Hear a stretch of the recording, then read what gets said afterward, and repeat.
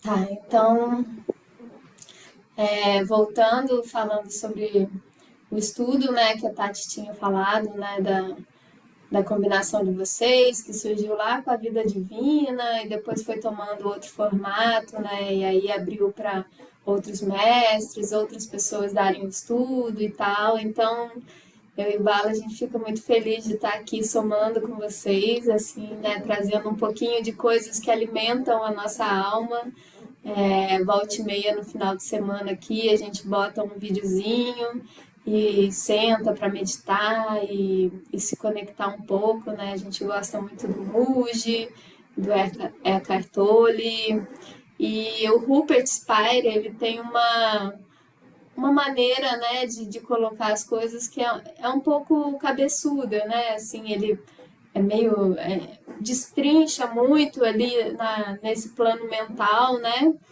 E às vezes eu senti um pouco assim de dificuldade de entrar com ele, assim, né? O Muji eu percebo que eu entro muito mais rápido. E aí, particularmente, acho que há 2 semanas atrás a gente estava vendo dois videozinhos do Rupert e esse me chamou assim muito, me tocou bastante. E quando a gente estava conversando com a Tati, a gente pensou que podia estar trazendo um pouquinho desse vídeo para vocês. Assim, ele é bem explicativo e não tem muito mistério não, mas que a gente possa estar entrando nesse lugar juntos, né? Assim, que é comum a todos, mas a gente acaba desconectando um pouco dele. Então, vamos dar uma concentradazinha, só fechando os olhos um pouquinho, percebendo aí como é que está a sua energia nesse momento presente, se você está muito disperso ainda, onde é que está a sua cabeça, os seus pensamentos, né? E tenta trazer um pouquinho para aqui e agora, para o estudo, entrar em um lugar mais quieto, sem tantos conceitos da mente, sem tantos preconceitos, né? Tirando um pouquinho das expectativas, das projeções que naturalmente a gente tem, né? Mas a gente tenta se despir um pouquinho de tudo isso para estarmos vazios e conseguir acessar com mais facilidade esse lugar, né? Que é vazio e é pleno, né? É cheio.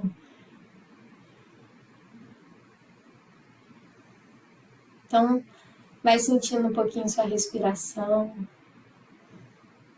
percebe o ar entrar e o ar sair.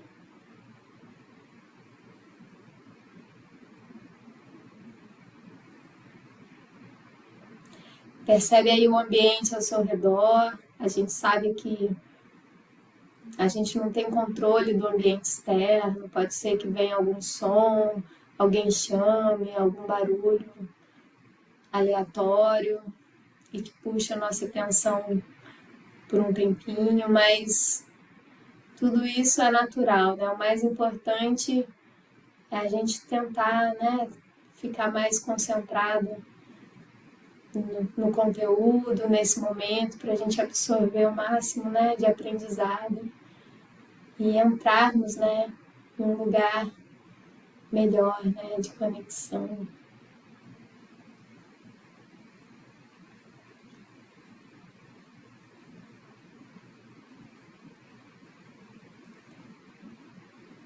Então, eu vou passar a bola aqui pro Bala.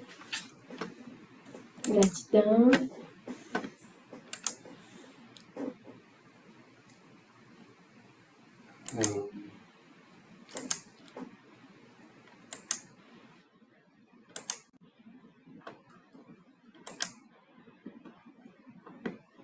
Falta um pouquinho. Tá ligado?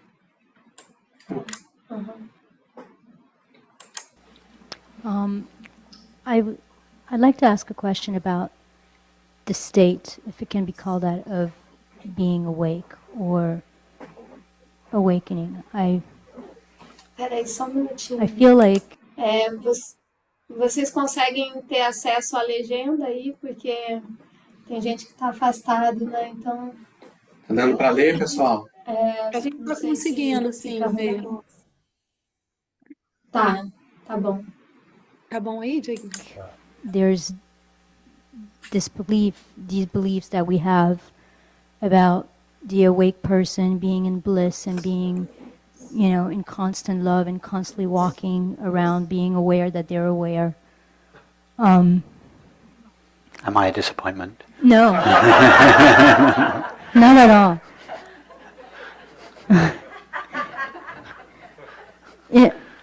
On the contrary, my realization did not come with bliss. It came with a deep sense of aloneness. And after, when the mind came back, and I was almost like, I want my money back. Where's the bliss? This is not what I've been searching all this time. And yet the clarity of it could not be denied. But even when I'm in the process of being every day, and that this body is not there, this mind is not there, this story is not there, I can't say that I'm aware that I'm aware. I just am. I don't know what I am. I can't know what I am. I can just be what I am. And so I get confused in terms of, what is it that we're supposed to know, and what is it what it's supposed to look like, so to speak. And of course, there's always the mind that comes up and says, you did it wrong, or you got something wrong, or there's something wrong. And yet, there's a knowing that there's nothing wrong. Does that make any sense?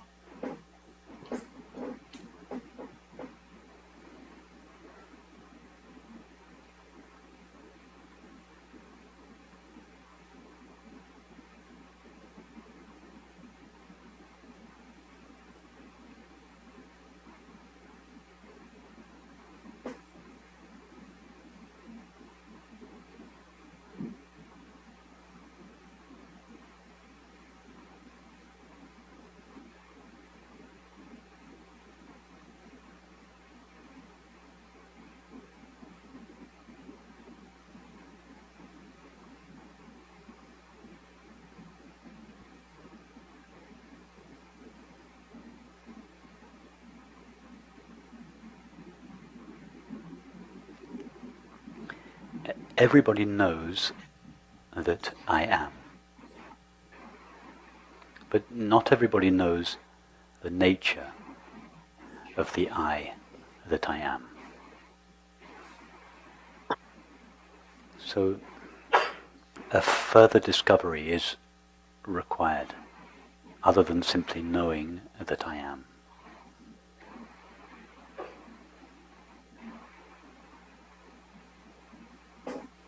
Now, in order to know the nature of what I am, we have to attend to what I am. In exactly the same way that if we want to know the nature of anything, we attend to it. We give our attention to it.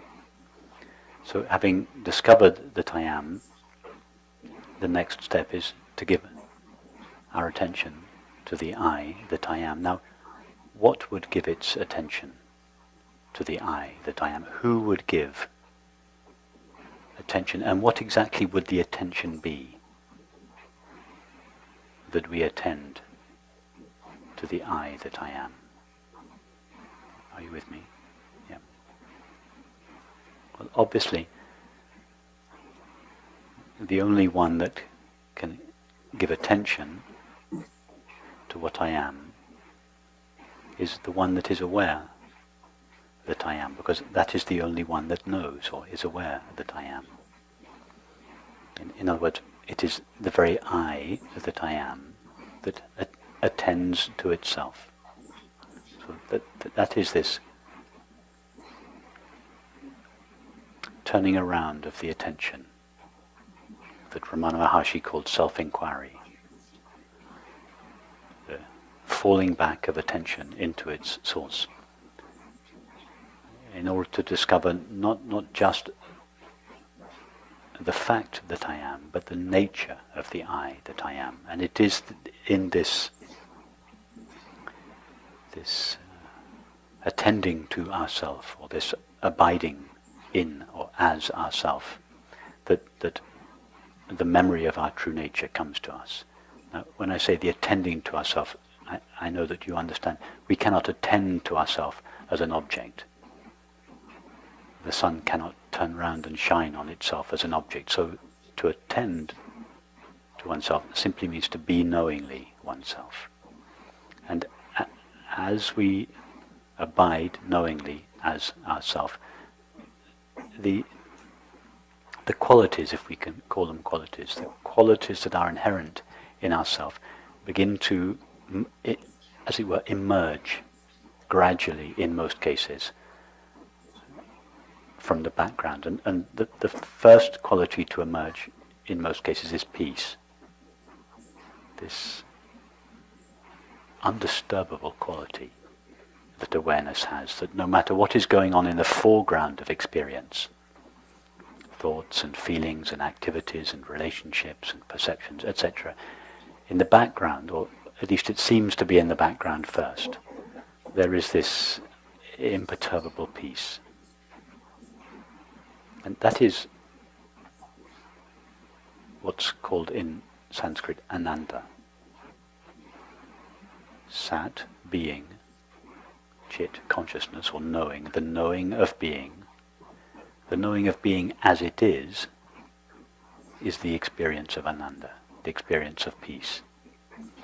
And it was wrongly translated by the early travelers to India as bliss or ecstasy, or because it was mistakenly considered to be a state that you go into, a kind of blissful ecstasy that you go into. And indeed some people do go into blissful ecstasies, but they come out of them again.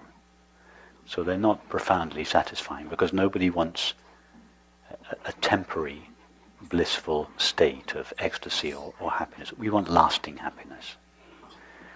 So Ananda really is this peace, which is in most cases felt in the background of experience. And then in time, as this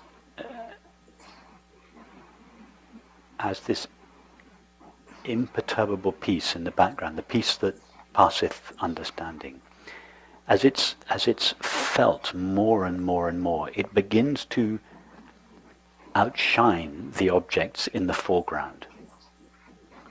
The agitated thoughts, the agitated feelings, it's as if they begin to get drowned in the peace. They can no longer stand as agitated thoughts, because they're just beginning to be drowned by the peace. So the peace, it's as if it comes from the background into the foreground and begins to spill over into the foreground of our experience. That is thinking, sensing and perceiving. It begins to infiltrate the way we think and feel, and then in time the way we act, perceive and relate. And it is this spilling over of the peace from the background of experience into the foreground of experience that peace turns into happiness. It is experienced as more as happiness as it begins to flood the foreground of experience.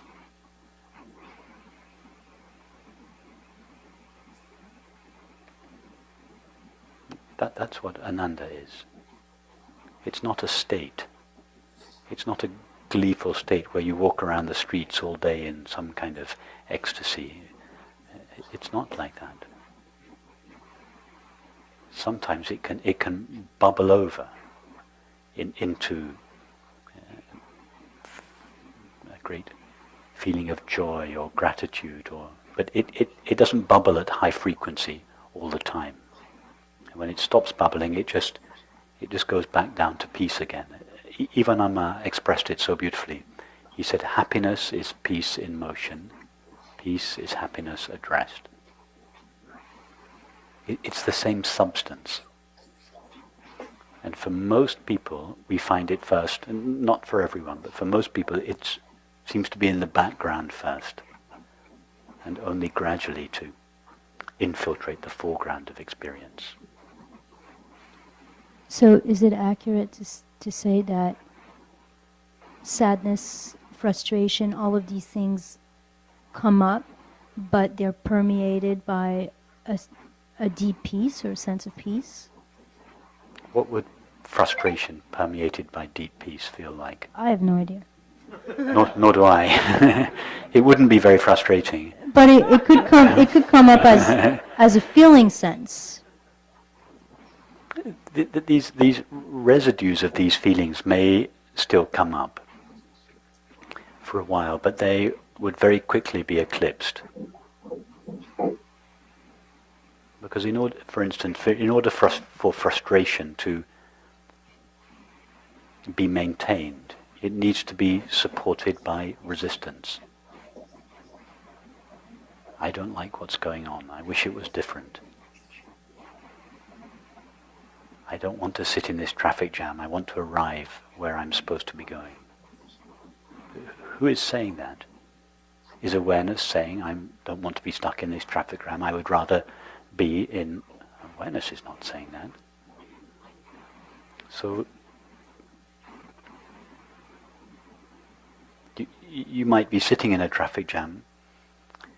You might realize that you're about to miss your plane. A series of feelings may come up, but very quickly it would give way. The peace would win.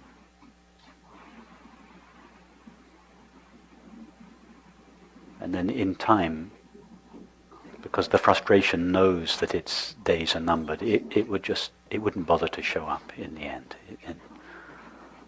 It's not worth it. It knows it can't win. So it just starts showing up less and less. It doesn't mean you become a perfect body-mind and you never feel the slightest frustration or a moment of irritation. No, that may continue, but less and less. And above all, when those feelings do arise, they no longer have the power they used to have to persuade you to buy them. They rise, and because there's nothing supporting them, they fall very quickly. And in time, they show up less and less. You can never say they never show up, because how do we know what's around the corner? So it's best not to say never. It's best just to say less and less. And as these kind of feelings show up less and less, the innate peace and happiness of our true nature just prevails more and more in our experience. It's like the constant background of our experience that at the slightest provocation bubbles over into the foreground.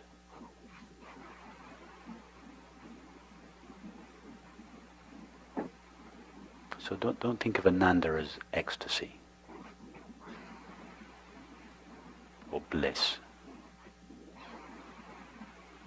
because in the English language, bliss means something different from what it means in India.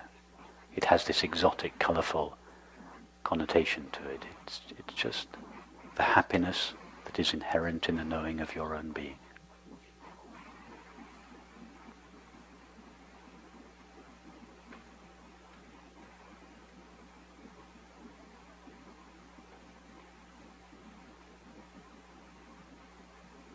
Now, if you find that these feelings are showing up often, in other words, they're not gradually showing up less and less and lasting for less and less time, then you have to check and make sure that the I around whom the irritation or the frustration or the loneliness or whatever, you have to make sure that I is really not there. These feelings can still show up for a while after the separate self has been truly seen to be non-existent. In other words, after we have truly realized our nature of ever-present, unlimited awareness. But these feelings still show up but as a habit. As long as they're just showing up as an old habit, that's fine. In time, they gradually die down. But what's important is to make sure that their root, which is the separate self, has really been uprooted. One of the ways, and I'm not suggesting that this is what you're doing, but it's just a passing comment, one of the ways on the contemporary non-dual scene that these feelings are dealt with superficially is by these feelings plus the separate self around whom they revolve is still very much alive. And in order to accommodate the separate self, that some contemporary expressions of Advaita just say, oh well, the separate self and all its suffering is welcome in the awareness that I know myself to be. Everything appears in awareness, including my suffering, including my irritation, including my frustration. And I still get just as upset and angry and irritated as I used to be, but now I know that it all appears in open, empty awareness. That's it's kind of pseudo-Advaita. It's the separate self appropriating the Advaita teaching in order to subtly perpetuate itself. So there's a big difference between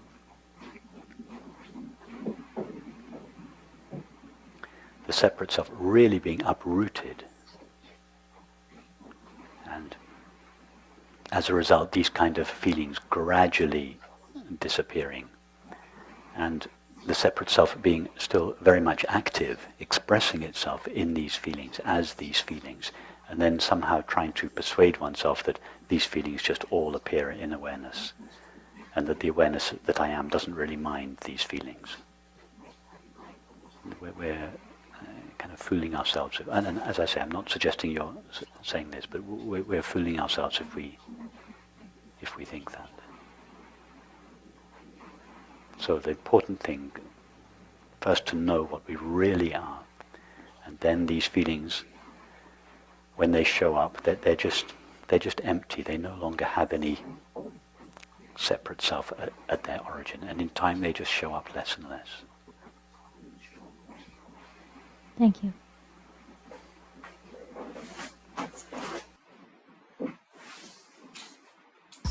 Ai, peraí.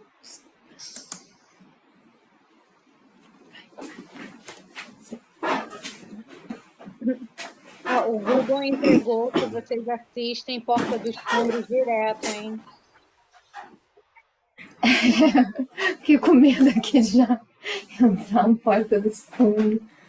Tem mais Cartole regada muito. a discórdia, o som na praia. Ah, você fica mandando pra gente, Karen. A gente fica cheio de coisa aí, tô brincando. Greg News foi você que me mandou. Greg News eu assisto muito, mas eu assisto Porta dos Fundos também. Greg News, eu não posso mandar para algumas pessoas, eu tenho que escolher quem.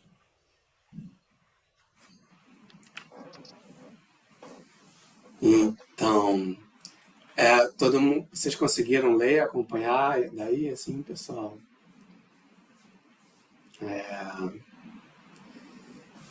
É interessante esse vídeo, né? A Lalita colocou outro dia, né? Quando a gente estava ali sentado, meditando.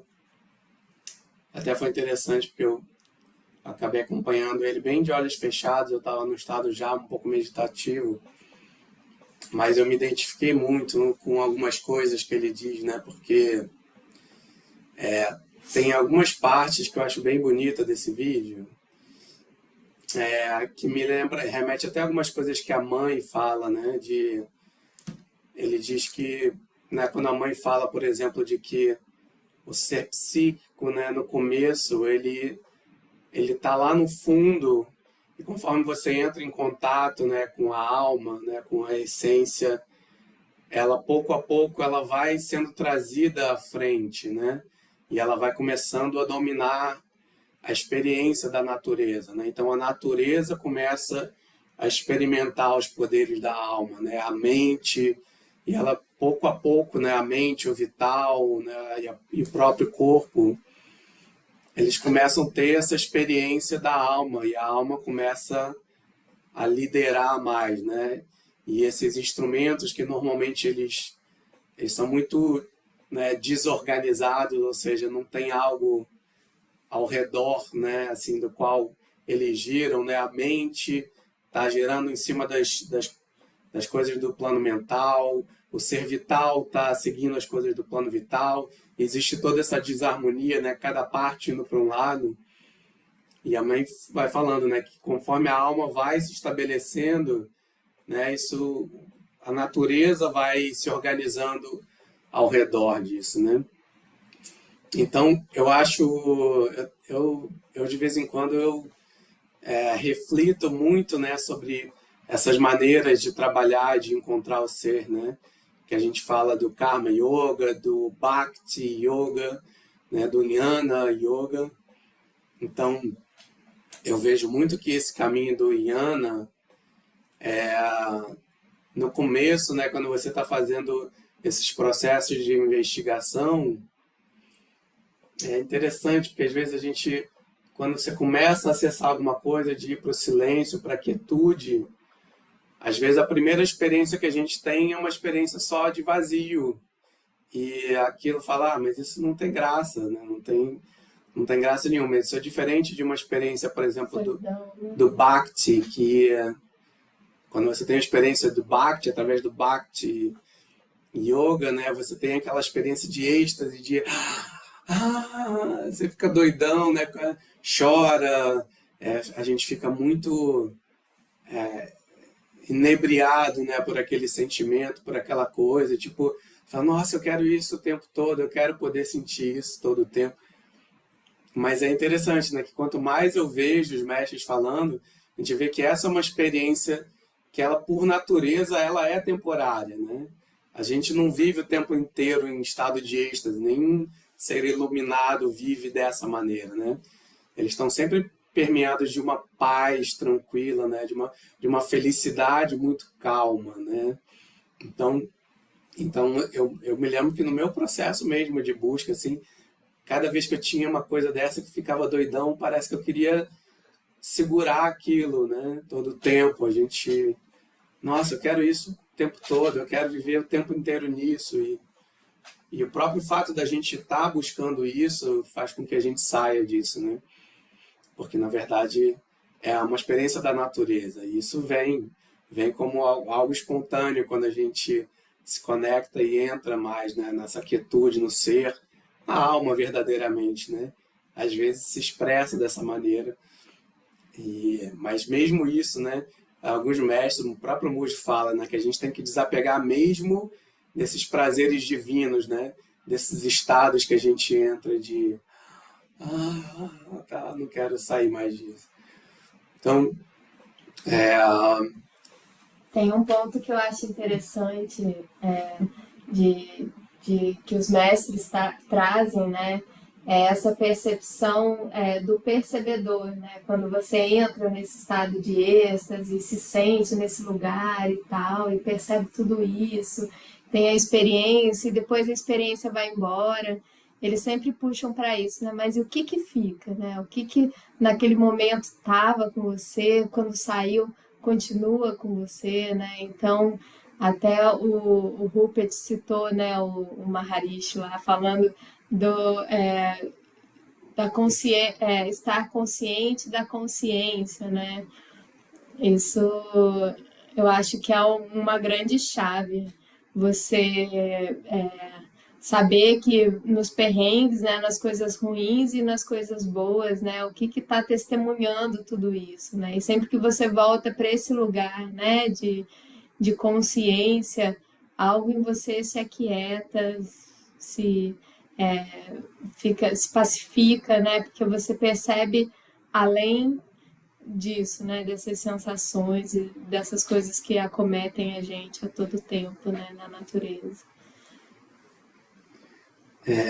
Estava me vindo uma coisa, eu queria, né, que vocês falassem também, compartilhassem, se curtiram alguma coisa, ou se não entenderam alguma coisa que ele falou, ou não gostaram, discordam, né? Mas assim, Tem uma coisa que eu me lembrei agora, que eu passei um período aqui que eu fiquei bem ruim da respiração, né? Fisicamente, o meu pulmão todo ruim e tal. E eu lembro que eu sentava para meditar. Em vários momentos eu acessava uma paz, uma quietude, mas era curioso porque a natureza não experimentava aquela alegria, né? E, e aí eu me lembro que, enfim, mas ainda assim, né? Eu continuo meditando. E eu lembro que depois que alguma coisa no meu corpo, que isso passou, né? Que eu fui sendo curado, digamos assim, desse estado, eu sentei para meditar um dia, assim, e aí de repente me veio esse estado de alegria, né? Uma coisa transbordando. Eu falei, nossa, até estava com uma saudade de sentir isso, né? Alguma coisa na natureza sente falta, né? Mas é como se a minha percepção hoje é que como a nossa natureza ela tem que estar um pouco mais aberta para isso, né? Para quando você se conecta com o teu silêncio, né? Com a tua alma, isso reverberar na natureza, né? Isso nem sempre é muito imediato. Eu tenho experimentado muitas vezes de que, às vezes, eu entro num estado de quietude, de silêncio, de paz, e naquele momento eu só sinto isso, eu só sinto uma paz. E depois de algum tempo, que às vezes eu fico nesse estado, começam a vir outras coisas, como se outras qualidades vêm se manifestando, começa a vir uma espécie de alegria, uma espécie de vibração que o corpo vai percebendo, e aí você vai sentindo, né, algo, que coisa boa, e a natureza começa a desfrutar disso também, né? É como se fosse um pouco, compartilhando um pouco da maneira como às vezes eu experimento isso. Então, enfim, meu sadhana ultimamente, né, ele tem sido mais nessa meditação mais para o silêncio e menos bhakti, né? Mas não que eu não curta um bhakti, só que em geral eu sinto mais fazer isso quando a gente está com mais aspirantes e, né, com outras pessoas puxando também. Então eu sinto outras maneiras também de me conectar, né?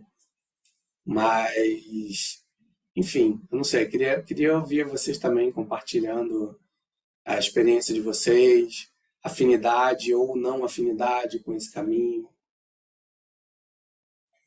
Eu queria Só um fazer uma. comentáriozinho rapidinho. Tem uma coisa que me ajudou muito, porque às vezes a gente não tem esse hábito, né, de meditar, ou quando pensa em meditar, fala, gente, impossível, como é que eu vou parar aqui? Pessoas que têm, né, a mente muito ativa e tal, e esse processo de você se despir mesmo, né, assim, se você observa o movimento, né, o pensamento, tudo aquilo que é observado, você vai meio que descartando, né? Vai tirando, não vou seguir, aí solta. Aí vai soltando, vai soltando, vai soltando, até que fica só. Você meio que percebe que é inseparável ou que não dá para soltar, né? E mesmo assim a gente não tem o hábito de ficar ali, né? E aí daqui a pouco a gente é puxado para outra coisa, né? Algum sentido nosso, algum plano nosso da mente, do vital, fica puxando, né? Puxando, puxando. E esse exercício, né, de você ir mais para esse lugar de quietude, né, de perceber os processos da mente, mas se perceber como percebedor disso e não tanto quanto os processos da mente, né? Cada vez mais vai te levando para um lugar, né, além disso. E o fato de você ser além disso é extremamente aliviante, né? Porque parece que a mente ela quer sempre reinar, né? Ela sempre quer dizer, ter um conceito, um embasamento, uma opinião ali, mesmo que seja até um conceito luminoso, alguma coisa, mas ela quer sempre estar ali dizendo, né? Ditando, formando ali uma ideia, né?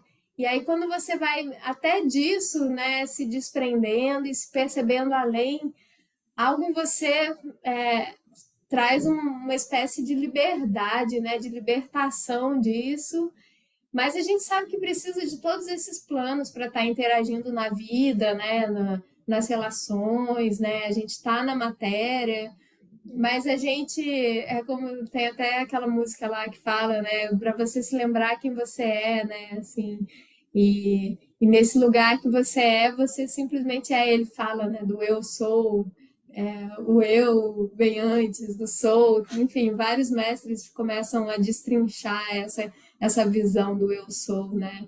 Então eu acho esse processo quando você vai tentando praticar, né? Às vezes até é meio difícil, porque são várias partes do seu corpo te puxando, né? Vários planos e tem o vital, aí você não consegue ficar muito quieto, aí daqui a pouco vem a mente, te lembra que você tem que fazer tal coisa de ordem prática, ou de repente alguma história, algum trelelê ali fica te puxando e te. Mas é legal trazer a consciência como se fosse um holofote, né? Aqueles holofote de luz, né? Onde você direciona a sua consciência, onde aquilo ali vai crescer, né? E se a gente bota muita consciência em coisas que puxam a gente muito para baixo, a gente tende a ficar mais assim. Se a gente bota a consciência em coisas mais elevadas, a gente tende a ficar melhor. Mas quando a gente bota a consciência na consciência, né, dá um estado zero, assim, né, um ponto que é legal ter essa experiência, assim. Enfim, pronto, fechei. Alguém quer falar? Quer falar, Tiaguinho? Não. Não? Eu achei bonito que ele fala desse estado de Ananda, né, como uma felicidade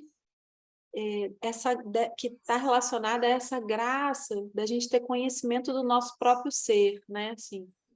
É bem mais isso do que qualquer estado de euforia, assim, porque a pessoa que não tem esse conhecimento, né, do que é esse eu sou que ele fala, ela vai viver um pouco nesse barulho, né, nesses ruídos, nessa briga. É essa parte nossa que pode fazer alguma diferença, esse pouquinho de consciência, mesmo que não seja muito grande, né, se você tem essa consciência de que você não é essa superfície, assim, a palavra que traduz melhor para mim, né, que eu tenho assim sentido, é a coisa da liberdade mesmo, né, assim, porque me parece que enquanto você não tem essa consciência desse eu sou, você vive em algum tipo de escravidão, né? Alguma coisa vai te escravizar, porque você está identificado com a superfície, então não tem jeito, a tua referência vai ser fora, você vai depender muito mais da aprovação das pessoas para as coisas, o que vem de fora te afeta muito mais, né? Quando você não está assim, porque essa parte ela é segura de si, né? Esse conhecimento ele traz uma segurança, ele traz essa paz que ele fala, né? Então assim, e essa coisa de inverter a ordem que ele fala que é bonito, né? Quando você passa a ver todo mundo, tudo fora de você, todas as circunstâncias dessa perspectiva desse eu verdadeiro, né? Assim, quando você inverte isso, é como se você fosse assim, você deixa de ser escravo dessas circunstâncias externas, porque você passa realmente a dar importância àquilo que verdadeiramente importa, que tem relação com esse eu verdadeiro, né? Então aquilo assim, algumas coisas passam a ser reais para você e outras realmente elas vão tendo cada vez mais essa conotação de coisas falsas, e a gente é menos engolido por essas coisas falsas. Então, essa inversão é assim, que esse ser consciente, não tem briga, né? A sensação que ele fala é que não existe uma briga, assim, né?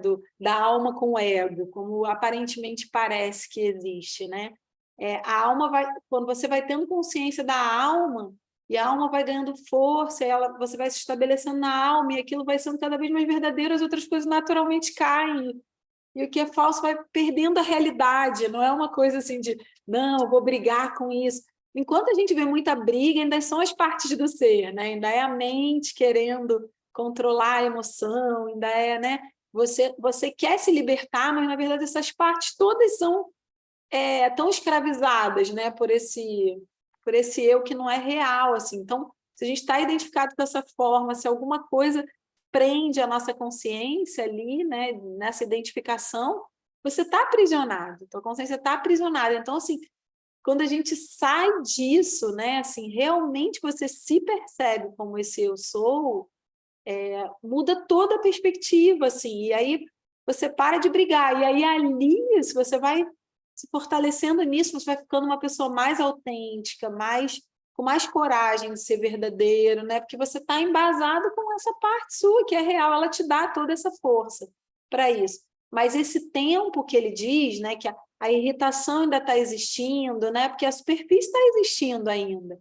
Então, aquele movimento vai vir, mas ele vai ter cada vez menos força, porque você já sabe que ele não ele vai passar. Isso é passageiro, porque eu sei o que não é mais passageiro, né?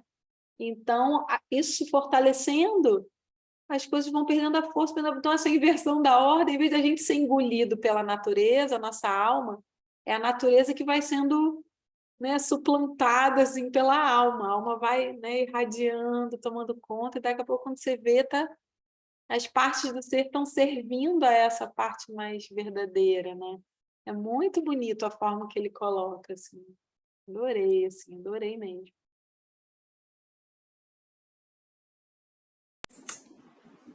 Isso... Oi? Fala, prima. Não tem ninguém ainda por enquanto, não. Quem quer falar? Não, eu que perguntei, mas fala você, primo. Você ia falar alguma coisa, né?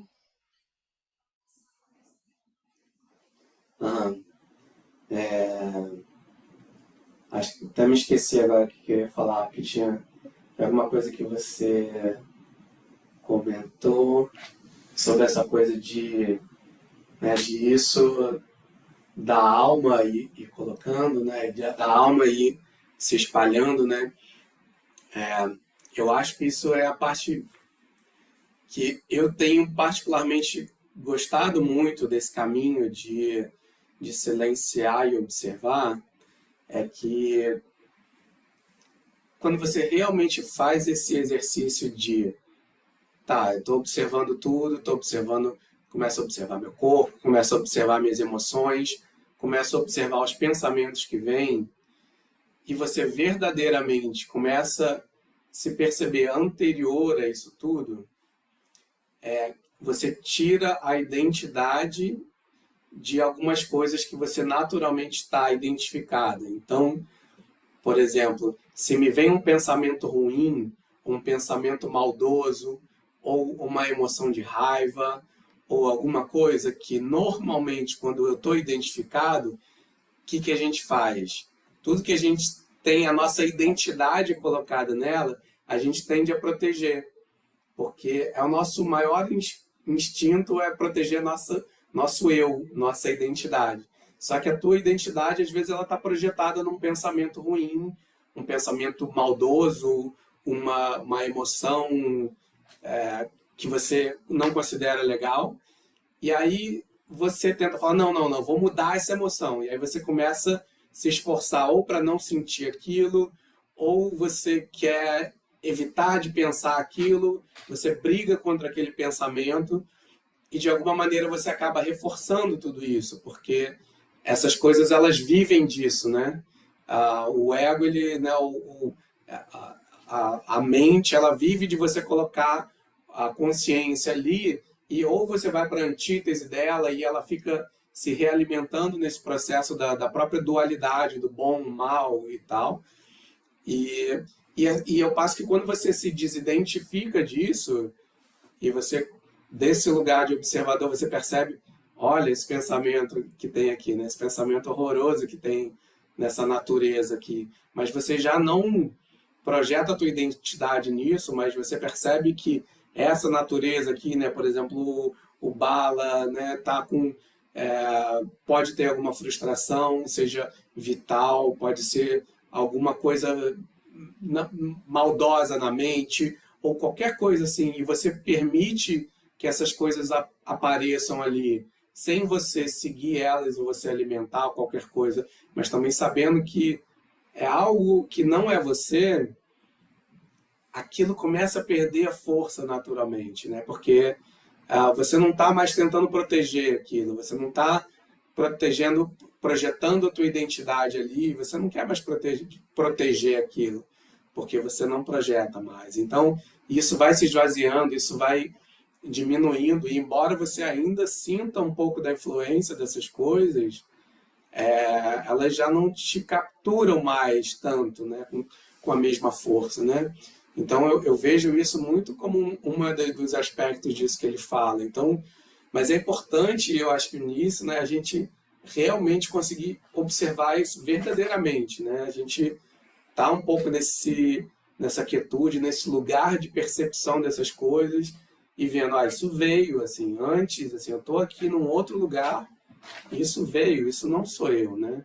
Se você não tem essa experiência real de observar isso com toda a consciência, se a gente só pensa isso de uma maneira muito teórica, isso não tem força, né? Você tem que observar isso verdadeiramente. E aí, sim, que essa desidentificação, aí você vai dando menos crédito a esses pensamentos, ou o poder, né? Que você é assustado com aquela coisa. Nossa, essa coisa está dentro de mim, né? Assim, e você, que é isso, está dentro de mim, mas eu tô aqui, eu sou alguma outra coisa. Eu nem sei definir o que eu sou, mas eu estou percebendo isso tudo.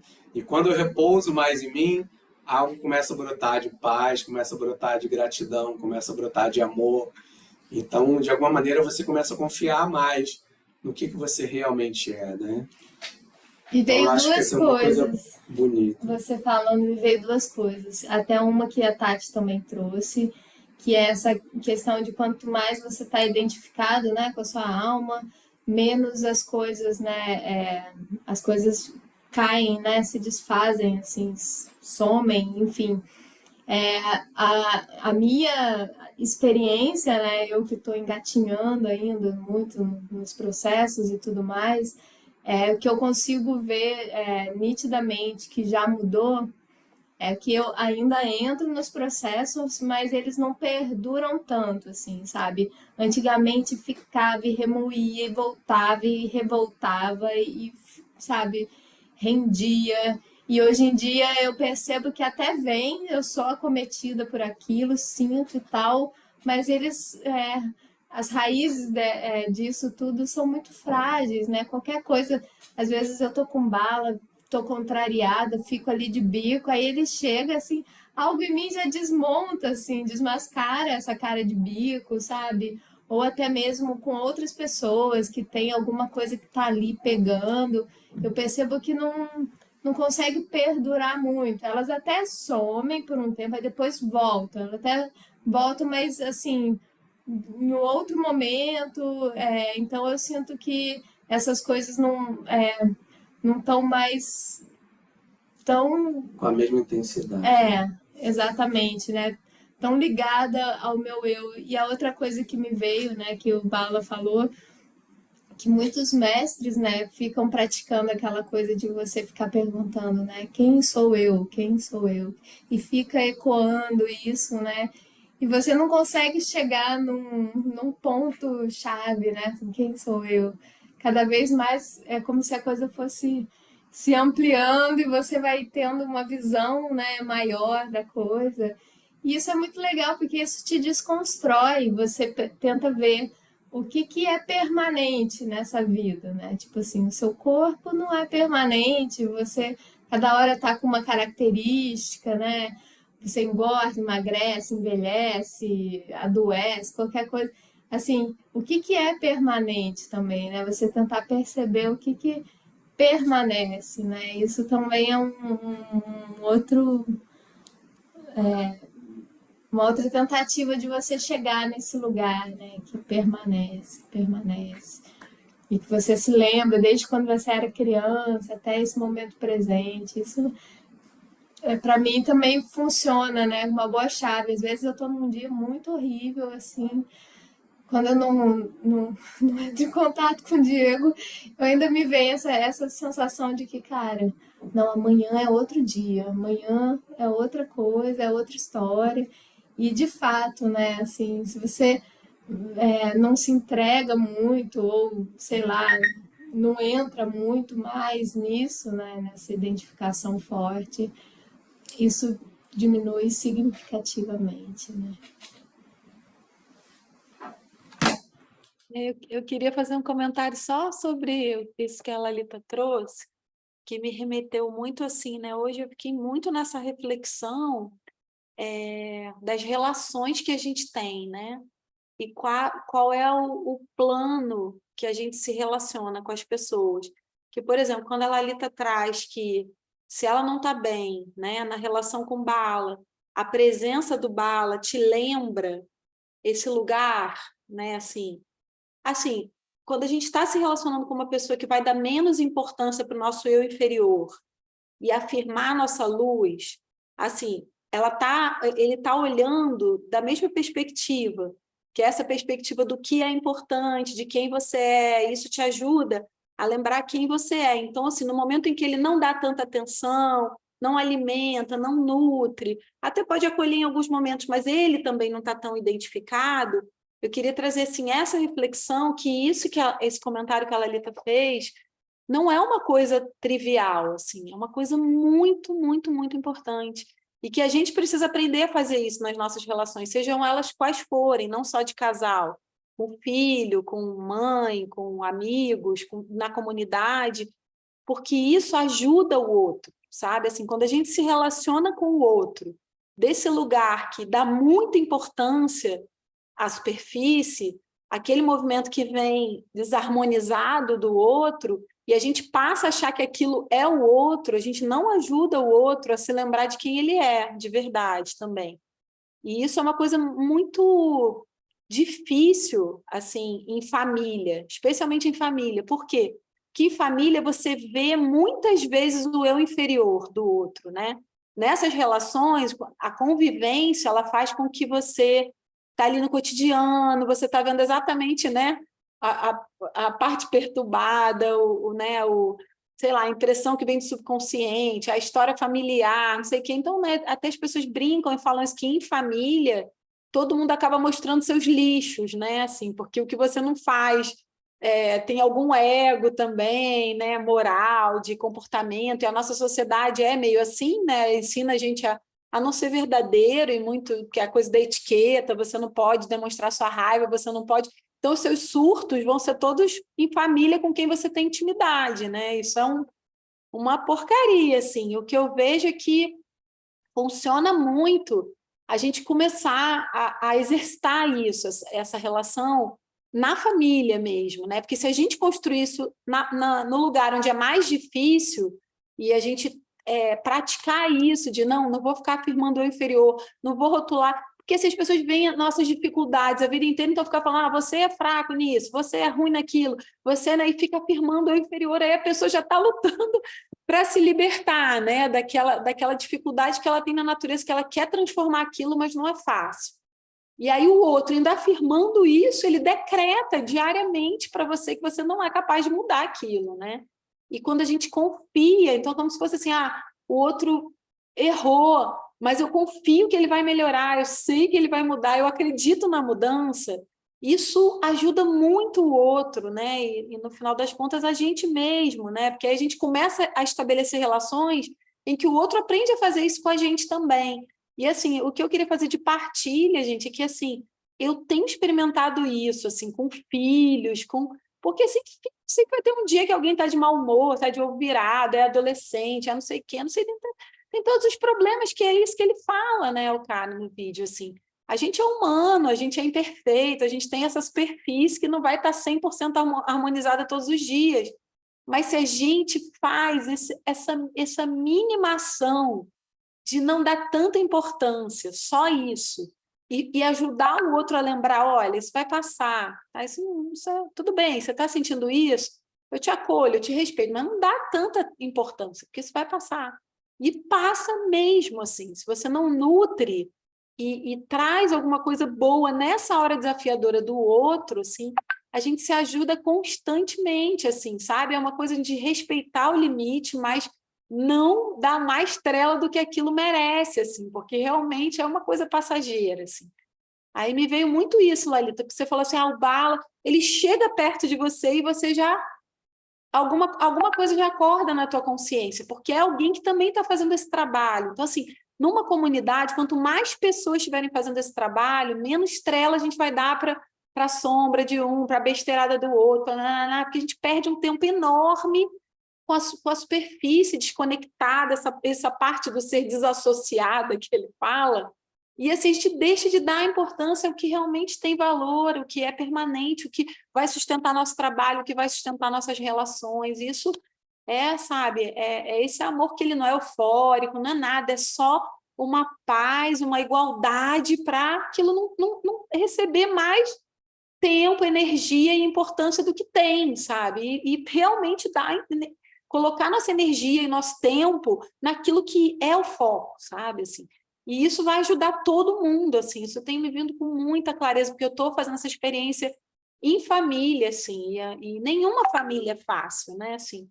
da gente se relacionar. Todas as famílias vão ter essas partes confusas, desconectadas, cada um numa medida de consciência, sempre é o lugar mais desafiador. Se a gente conquistar isso no lugar mais desafiador, qualquer relação vai ser um supra-sumo a partir daí. É o que eu sinto, sabe? Mas queria ouvir outras pessoas também. Fala, Diego. Não, eu acho que, pegando um pouco o gancho que você está falando,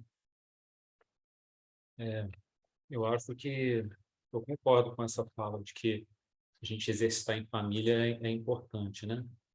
E eu acho que não só porque você pega o ponto mais difícil, eu acho que quando você exercita em família, você cria um sentimento de coerência interna, né? E é mais fácil também você ver se você está exercitando mesmo aquela sábado, né? Porque é muito fácil no ambiente social a gente usar as máscaras. E a máscara do bonzinho, do ego iluminado, de tudo, né? Assim, que a gente almeja para a gente, ao invés de virar uma realidade, a gente acha que está vivendo aquilo, mas está, às vezes, numa máscara mesmo, né? E assim, faz parte, acontece mesmo com a gente, né? Mas eu acho que quando a gente está em família é mais difícil usar essas máscaras, porque eu acho que elas caem, um momento ou em outro, né? Nossos familiares já conhecem as nossas mazelas, né, de muitos anos, e eles sabem que essas mazelas também estão ali, né, borbulhando na gente e tal, né? E eu acho que, de uma certa maneira, os familiares até meio provocam para as mazelas pularem para fora também, quando a gente está numa máscara. Então, é muito doido, assim. Eu acho que esse exercício de você fazer isso é mais fácil de você perceber o trabalho acontecendo de verdade, assim, sabe? Pô, caramba, mesmo em família, com esse ponto que para mim é tão difícil, pô, eu consegui. Pô, agora eu consegui mesmo, né? Dá uma sensação, assim, de vitória, assim, maior. Eu sinto isso, sabe? É só para complementar a tua fala, assim, que eu concordo, assim. Na verdade, uma coisa que eu pratico, assim, há bastante tempo. Mais no sentido de tentar me sentir mais de bem comigo mesmo, assim, sabe? Essa coisa de como eu me apresento no mundo lá fora, ser mais ou menos da maneira como me apresento na minha casa, assim, sabe? Tentar trazer essa... Eu acho que isso me dá uma integridade, assim, sabe? Uma coisa de inteireza mesmo, sabe? De não estar me expressando de uma maneira falsa, de estar me expressando de uma maneira como eu sou, mais verdadeira, sabe? E isso tem muito efeito sobre a minha saúde mental, inclusive, assim. Então, eu acho que faz todo sentido. É um caminho difícil, né? Não é um caminho fácil, é uma labuta mesmo, assim, é o dia a dia. E de vez em quando não dá certo, e a gente tem que ter paciência para ver que não deu certo e levantar. Acho que é isso, assim. Não é um caminho fácil, não, mas é um caminho muito construtivo, assim, sabe? Essa decisão, né, da gente... Só uma coisa. Rapidinho, só para... Assim, é uma decisão, assim, essa decisão que o Diego está falando da integridade, da honestidade, que é muito mais você com você mesmo, não é com o outro, né? Tem nada a ver com o outro. Não, isso tem a ver assim, com uma Como sinceridade, você se vê, né? uma coragem de você admitir as próprias falhas, né? Isso aí só tanto o ego não gosta de fazer isso, assim. Para o ego é até, né, é difícil assim admitir, né, que nossa, como o Bala falou, né, quando você vê um movimento e fala, caramba, eu estou pensando isso, que coisa ruim, né? Uma coisa assim que tua alma não tenha, não te inspira aquilo, né? Você tem essa sensação de uma infidelidade, alguma coisa, mas assumir isso, né? É muito é uma pureza grande, né? Tem que existir por trás uma coisa sustentando, que é essa vontade de se conhecer cada vez mais e assumir cada vez mais essa outra parte nossa, né? Senão você não faz isso, porque não é agradável para o ego, né? Não, e é muito bom você poder se apresentar de uma forma mais real, né? Estava Ser pensando... autêntico em qualquer lugar, né? Não, eu estava até lembrando hoje, né? Hoje aconteceu uma coisa bem pontual, assim, que eu acho que explica um pouquinho isso. Ontem eu estava meio estressado com o Thales, porque a gente tem a coisa das tarefas domésticas, cada um faz sua parte, e Thales está numa fase, assim, adolescente, muito, assim, não querendo fazer nada, sabe? E a gente, parte disso, a gente entende que está na adolescência e tal, mas parte a gente fica de saco cheio, com raiva às vezes, né? E tem que chamar atenção várias vezes e tal, né? E aí, isso foi ontem, né? Aí eu peguei, aí falei com a Elaine assim, pô, Elaine, eu vou ter que pegar lá no trabalho 1 da tarde, horário que o Thales chega. Aí a gente falar nesse assunto com ele, caraca, eu já vou chegar no trabalho estressado, aí a gente tem um monte de pepino para resolver. Putz, grilo. Aí a Elaine falou assim, pô, Diego, mas você não tem que falar sobre isso com ele agora, entendeu? Você pode falar depois, fala amanhã e tal, né? Aí, aí ele chegou, aí ele já veio ó, querendo falar, né? Porque a gente falou para ele, ó, desse jeito não dá, você não vai no vôlei na quarta, cara. Chegou no limite, assim, sabe? Tipo, a gente já conversou, tentou, e aí ele ficou mobilizado e veio me procurar, entendeu? Na hora que ele chegou da escola, né? Queria aí ele se interessou, ele ficou interessado em resolver o problema. Aí assim, foi muito bom eu poder dizer para ele, ó, Thales, sinceramente, cara, eu tenho que trabalhar agora, pô, o trabalho é puxado, tem um monte de problema para resolver. Da última vez que eu conversei com você, eu me estressei com isso, fiquei irritado. Eu não quero chegar no trabalho irritado, entende? Tem chance de eu me irritar enquanto eu conversar com você, porque eu já me irritei da última vez. Então, vamos deixar para conversar com calma depois, não sei o quê. Pô, foi ótimo, assim, poder dizer isso, sabe? Pô, às vezes eu tento ser um pai mais perfeito, assim, sabe? Tipo, não, eu preciso me equilibrar e conversar e tal, não sei o quê. Mas não é um momento, assim, não é um momento que eu estou equilibrado, sabe? Aí você conseguir ser honesto, ser sincero, falar da tua fragilidade naquele momento, você não está bem para aquilo. Pô, isso é muito bom, assim, sabe? Eu acho que é isso, assim, é buscar essa honestidade, essa sinceridade no momento que você está vivendo aquilo ali, sabe? Em outro momento vai ser outro que vai estar aqui, outro estado de ego, outra coisa, né? E assim, eu acho que essa honestidade, essa sinceridade, é muito bom, assim. Aí ele entendeu e tal, falou, não, tudo bem, isso aqui é melhor mesmo, né? Ele, com certeza, já pensou, se ele não está tão bem agora, vou deixar depois. E o Thales também não é bobo, né? Ele é inteligente. Vamos deixar para depois, tem mais chance de eu vir para esse vôlei. Aí já rolou e tal, né? E aí, agora até se queixou, pô, você vai descer, mas a gente não ia conversar. Mas é isso, assim, é só para complementar, assim, com uma questão bem pontual que aconteceu, assim, que é bem mais leve, né? Você poder ser quem você é, você reconhecer seus limites e falar dos seus limites. Nossa, bem mais leve, assim, bem mais tranquilo. É só uma observação assim que eu percebo, né, que a gente se percebe enquanto natureza e a natureza humana ela é muito parecida. Isso nos traz humanidade, até com a gente mesmo, né, de falar, poxa, eu sou humano também, eu me estresso, eu fico com raiva, sabe, fico pé da vida. Então, assim, a gente olha para a natureza, se percebe enquanto humano também. Muitas vezes a gente percebe, sei lá, um trelelê de uma pessoa, né, com outra pessoa, e a gente consegue, né, ter a empatia o suficiente de perceber, caramba, podia ser comigo, ia ser terrível, ou eu já tive nessa situação também, né? Então, eu acho muito legal, né, essa coisa, né, do ser divino e humano, né? A gente se perceber enquanto humano, emaranhado nesses processos e a natureza se lapidando e cada vez mais, né, se melhorando e tal. Mas existe um lugar que tipo, te tira disso, né? Assim, é como se você apertasse aquela tecla do ejetar e saísse disso, assim. e que às vezes ela se faz necessária também, né? Porque tem uma tamanha complexidade, ou não depende só de você, ou você dentro dos seus conceitos, seus embasamentos, você já fez tudo o que é possível, o que é cabível, assim, e aí é nesse momento que você precisa sair um pouco do personagem, né, da cena ali, da trama que envolve toda a sua vida, e você saber que mesmo mesmo assim, você é esse ser, sabe? Essa luz, essa potência, essa consciência que está tendo essa experiência na vida, que tem os seus desafios, tem as diversas coisas, mas é isso. É como se, por exemplo, quando a gente vai dormir, que a gente precisa, né, se desligar um pouco, zerar, né? Ficar não se lembrar de nada, né? O processo da meditação muitas vezes convida a gente para se perceber de um lugar assim, desidentificado do seu nome, endereço, telefone, sua vida. E só que não é como se fosse uma fuga, né? Até o yoga integral traz muito isso, né?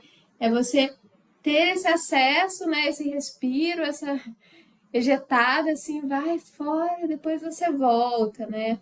E aí você tenta, né, e peleja, e cria músculos mentais, emocionais, e faz tudo. E aí já se vê, mas chega um momento que você entra, né, naquele lugar crítico, naquela zona crítica de tensão, que aí às vezes a gente precisa dar de novo essa desidentificada e as coisas por si só, a vida, né, é tão perfeita, né, essa consciência que rege tudo, que ela vai se encaixando sem que a gente tenha que tanto, eu tenho que tal coisa, eu tenho que outra coisa, né? Assim, então, isso também é uma sabedoria, né? Que me vem, assim, muitas vezes dentro dos trelelês da minha vida.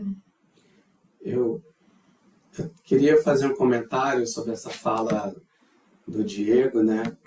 Acho que é interessante porque eu me identifico muito com essa coisa, né? Essa coisa do pai que faz bastante esforço, né? Assim, para estar no meu melhor, né? Eu procuro me sentir tentando, né, fazer com as meninas a coisa mais luminosa possível, tentando, né, de alguma maneira a gente almeja um pouco a perfeição, né, de querer ser um pai legal, um pai amoroso, um pai compreensivo, enfim, amado, blá, blá. O pai divertido, a gente quer ser tudo, né? Assim, e é interessante que uma coisa que eu tenho visto nesse processo todo, né, que até teve uma coisa que você me falou assim, não, essa coisa de praticar com a família é difícil, mas é importante, isso é legal. O curioso disso tudo que eu tenho experimentado mais assim, recentemente é que mesmo essa parte que eu continuo observando em mim mesmo, desse esforço de querer ser isso tudo, em alguns momentos você observar até isso, entende? Assim, até em mim, eu observo às vezes esse pai fazendo esse movimento, tentando o meu melhor, e de alguma maneira mesmo disso me desidentificando, entende? Assim, é como se você estivesse vendo alguém ali fazendo um esforço, o Bala fazendo esforço, mas uma sensação de que, assim, de que até mesmo o Bala eu estou vendo, entende? Eu estou vendo essa pessoa ali, essa natureza, que tem algumas coisas conquistadas, alguns movimentos luminosos, vários outros defeitos, várias outras questões, mas ali se esforçando, e de alguma maneira quando eu consigo de alguma maneira mesmo observar isso, e de alguma maneira nem interferir tanto nisso, sabe? Eu continuo fazendo aquele papel de fazer uma chamada de atenção, ou de me esforçar para ser mais tolerante, para ser paciente, mas de alguma maneira eu estou observando também que algo em mim está fazendo aquele processo, que algo na minha natureza está tentando fazer aquilo, é muito poderoso como esse papel, esse lugar de observação te joga para um estado de, assim, é como se aquele esforço todo, ele de repente você solta ele e algo na natureza vai fazendo ali e de alguma maneira você tá ali consciente de tudo que você está tentando, tudo que você está fazendo, mas de um lugar muito mais leve, né? Assim, e isso para mim é uma coisa ainda muito nova, assim, muito recente, sabe? Esse processo de percepção. Várias vezes eu sou completamente engolido e não tenho percepção nenhuma disso. Mas quando isso está presente, eu consigo identificar exatamente o que a mãe fala do negócio do caminho do gatinho e do macaquinho, né? Assim, aquela história que ela fala de que no yoga integral a gente procura o caminho do gatinho, né? Que o filhote macaquinho é aquele filhote que ele se agarra na mãe, né, e vai pendurado, a mãe vai pulando de galho em galho, ele tem que dar o jeito de segurar. E o caminho do gatinho é que a mãe pega aqui pelo pescoço, ele fica imóvel e deixa a mãe levar, né? Assim, naquele momento ele faz nenhum esforço, né? E a mãe fala muito desse caminho, da gente buscar mais esse caminho no yoga integral, né? De se colocar na graça, se colocar nesse lugar, né? E é uma observação assim de uma coisa que tem sido muito transformadora para mim, quando acontece, né? Quando existe esse espaço no ser. Então, mais uma vez, assim, uma coisa que eu tenho falado, assim, caramba, como é lindo esse processo da gente se desidentificar de tudo isso, né? Mesmo dessa parte de quando a minha natureza está fazendo algo luminoso e está sendo um pai esforçado e não sei o quê, né? Então, isso eu acho que é a chave que a gente... que eu sinto que eu preciso ainda, né? Que eu já tenho tido alguns insights, tenho tido algumas percepções, mas que ainda não está, né, dominante, né, nessa, digamos assim, na natureza. Mas era uma coisa importante que me veio aqui de... Gente, eu vou dar aula 8 horas da noite. Estamos quase chegando 8 horas. Karen, Nardana, Nádia, toda, querem? O que ele falou é o yoga integral e a yoga da mãe, né? Ele falando e eu lembrando dos textos da mãe, que é a mesma coisa que ela fala, né? Tem tudo a ver com as palavras da mãe. É verdade, né? A gente vive na alma o tempo todo, fazendo qualquer coisa. Né? As dificuldades estão na natureza. Se você está na sua alma, ele mesmo falou, quando você está na sua alma, você fica feliz, você é feliz, né? Tem tudo a ver com yoga integral. Nardan, seu microfone está fechado. Naná quer falar? Aperta esse botão aí. Você vai usar o Zoom para aula, Litoca? Não, deixa eu dizer uma coisa. Eu acho que só a vontade de nós melhorarmos, de nós evoluirmos, de superarmos os assuntos que nós achamos de dificuldade para nós, pela própria nossa natureza, que a natureza é uma coisa muito forte na pessoa. Cada um é criado de um jeito, leva uma vida, mas só o fato de nós reconhecermos que nós estamos para melhorarmos em todos os sentidos e que é muito difícil, eu acho que aí já tem um mérito, não é? É porque aí, muitas vezes, nós temos que perder a nossa autenticidade.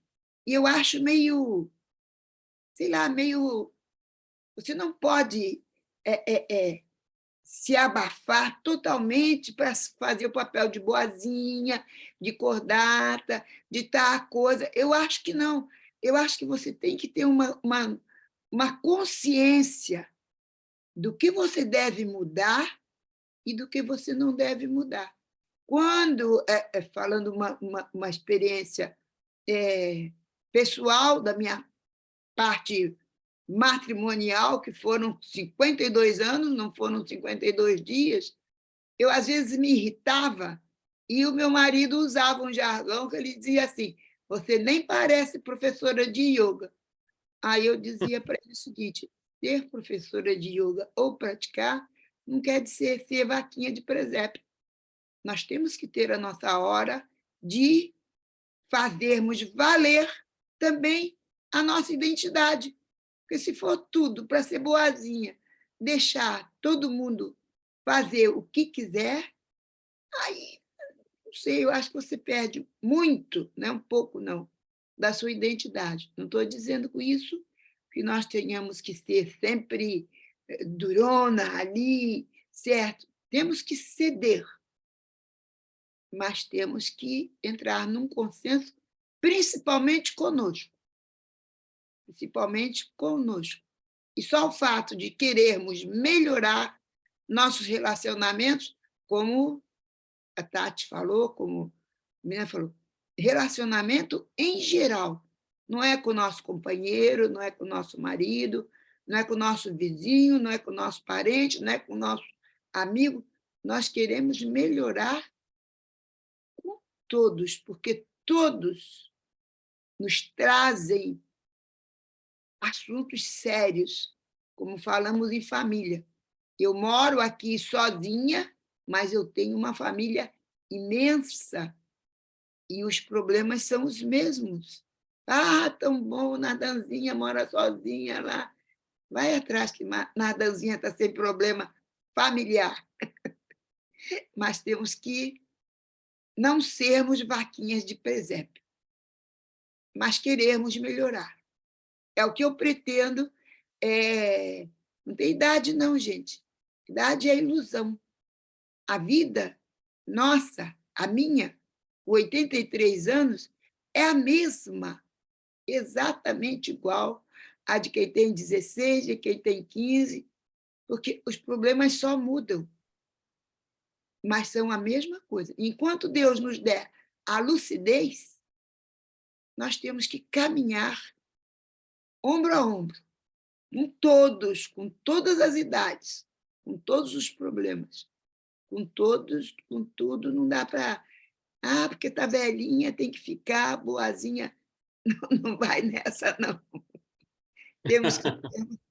Temos que continuarmos com a nossa identidade, porque nós estamos vivos ainda, e lúcidos ainda. Então, não pode ficar... Eu digo ainda porque é de um dia para o outro. Realmente, você perde a lucidez. Ninguém escapa de perder a lucidez. Então, eu pretendo melhorar no que eu puder. No que eu não puder, eu não prometo. Só isso. Namastê. Lali toca 8 horas, né, nega? Cadê tu? Então, eu ativei a sala de espera e se ninguém entrar, a gente pode continuar um pouquinho mais, mas se alguém entrar, a gente vai ter que sair meio que... Vamos fazer um fechamentozinho, né? às pressas um pouquinho. São 20 horas. Mas só para completar a fala da Nardan, Nardan, você já percebeu, assim, uma coisa que eu já percebi, que se eu estou muito conectada, até as coisas que são, assim, mega penosas, desafiadoras, a gente leva desse lugar de boazinha, de leveza, de tranquilidade, de boa vontade, né? Mas também, se eu não estou conectada, pode ser uma coisa pequenininha, assim, que já... Sai daqui, eu não quero saber. Então, assim, às vezes o que me vem é realmente essa aspiração por essa conexão mesmo, né? Essa conexão de um lugar que é além de toda essa trama da vida, né? Assim, é um lugar que te garante já ser o que você é, aquele passaporte carimbado, aquela coisa que assim, você já é. E às vezes você entrar nesse lugar te restaura, né? te traz o seu amor, a sua crença em si mesmo, né? Te preenche de paz, de contentamento, enfim, de uma série de coisas assim, pelo próprio transbordamento do ser. Mas se a gente tá com a macaca, não adianta, assim, qualquer coisinha a gente já vai mandar logo para aquele lugar. E se a gente estiver muito bem, às vezes aparece uma coisa pembada, cabeluda, a gente acolhe, cuida, né? Então, me vem muito essa percepção mesmo da conexão. E essa fala também que você trouxe do mas você não é professora de yoga? Eu também me identifico. Às vezes dá vontade de sentar ali só porque eu sou professora de yoga. Sou de karatê também. Então, também me chamou a atenção essa fala da Nardan, achei bacana a colocação dela. E eu fico pensando que a gente, quando escolhe um caminho, né, assim, aí no caso um caminho espiritual, né, com o yoga, a gente cria uma atmosfera cheia de estereótipos também, né? E as pessoas esperam que a gente se comporte de uma determinada maneira, porque senão aquilo não condiz com o que a gente escolheu como prática. E, na verdade, se a gente escolher alguma coisa como prática, é porque a gente precisa daquilo. Se eu estudo comunicação não violenta, é porque eu percebo que tem uma violência dentro de mim que precisa ser trabalhada e por aí vai. Então, assim, é uma fala que é só para a gente escutar e pronto. A gente sabe que a gente está no caminho e acabou, né? O fato de você escolher a comunicação não violenta não quer dizer que você dominou tudo. Se eu dominasse, eu não ia estudar comunicação não violenta. Não preciso. É isso mesmo.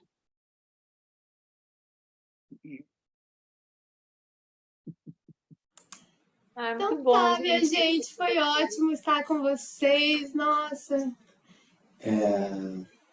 Quer fazer só um encerramento rapidinho, assim, acho que é legal a gente dar uma fechada nos olhos rapidinho, né? Eu acho que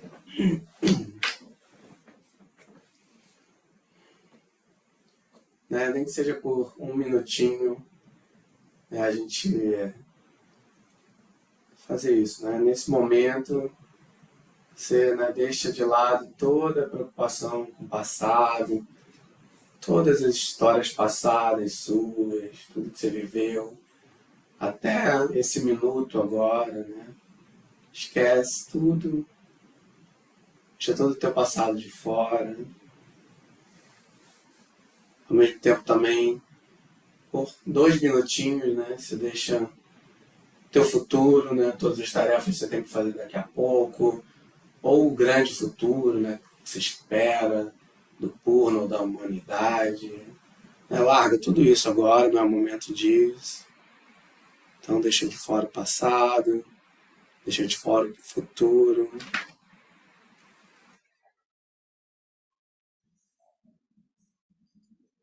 E você remove também toda essa parte de, tá bom, deixei isso de fora, e agora? Né? Também sem nenhum e agora, nenhuma pergunta, nenhum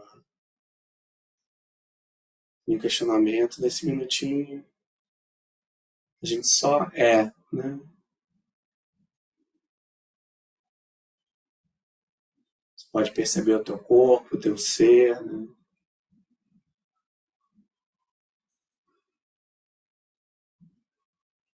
Ao mesmo tempo que você percebe o seu corpo, você percebe que você está consciente, né?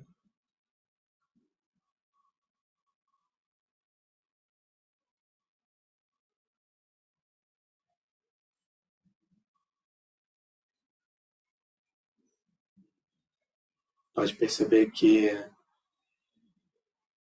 nesse tempo, às vezes, alguns pensamentos podem vir à cabeça. Você não briga com nenhum deles. E pronto. Aí se mantém nessa conexão, né? Eu vou precisar terminar agora. Eu ia continuar um pouquinho mais. Mas entrou uma aluna aqui da Lalita. E aí a gente vai precisar encerrar. Mas era só para a gente fazer essa conexãozinha mesmo, né? Com a nossa quietude, nosso silêncio. Esse lugar de paz que a gente quer cada vez mais irradiar. Então é Gratidão, isso, gente.